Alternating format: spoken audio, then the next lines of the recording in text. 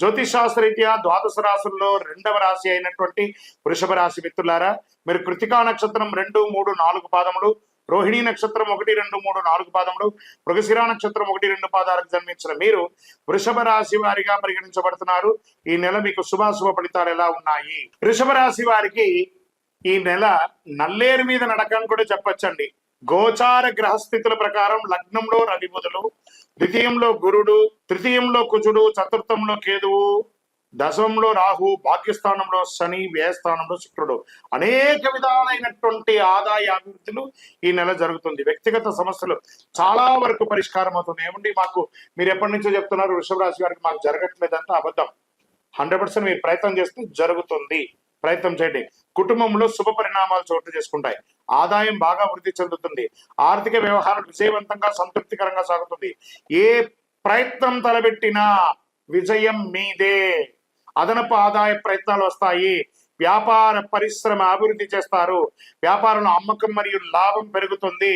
Debit budget సజావుగా జరుగుతుంది. ప్రభుత్వ విషయాలలో మీకు రావాల్సినటువంటి పర్మిషన్స్ ఏమైనా ఉన్నా, లేదా కాంట్రాక్ట్స్ ఏమైనా ఉన్నా, లేదా మీరు ఇంకా ఏదైనా సబ్సిడీలు పొందాలనుకున్నా this is the right time.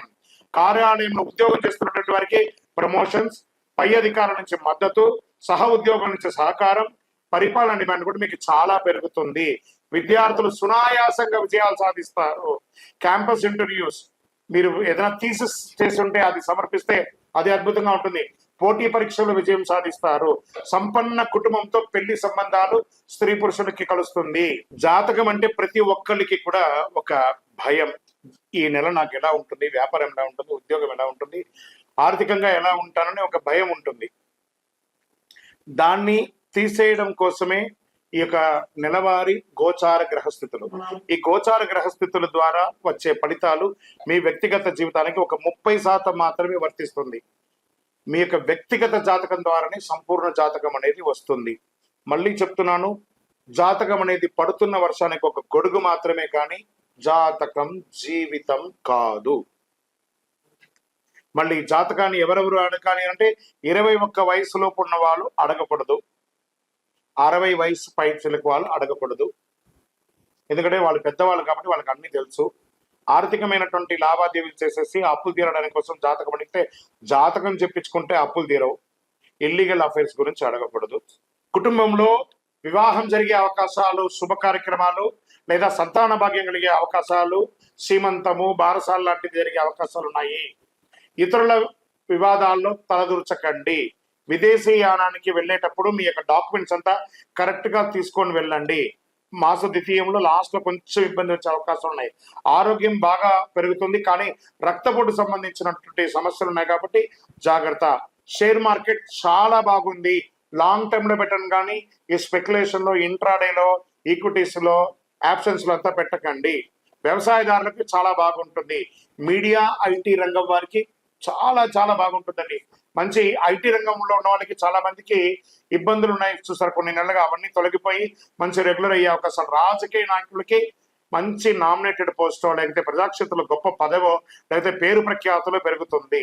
ఈ నెల మీకు శుభమైనటువంటి రోజులు అని చెప్తే 3, 6, 9, 12. అదృష్ట సంఖ్యలు 1, 3, 5. చంద్రాష్టమం అని చెప్పి తీసుకుంటే మీకు 9వ తారీఖున 8:50 ఉదయం నుండి 11వ తారీఖున 8:10 రాత్రి వరకు చంద్రాష్టమం ఉంటుంది. ఈ 2.5 రోజులు వాహనం నడిపేటప్పుడు జాగ్రత్త, సంతకం పెట్టేటప్పుడు జాగ్రత్త, ఇతరులతో ఫోన్లో మాట్లాడేటప్పుడు జాగ్రత్త, అనవసరమైన విషయంలో తలదూర్చకండి. దీనికి ఏం చేయొచ్చు అంటే పరిహారంగా దుర్గా అమ్మవారికి దుర్గా సప్తసతి పారాయణం చేయండి, లేదా అమ్మవారికి శుక్రవారంలో దీపం వెలిగించండి.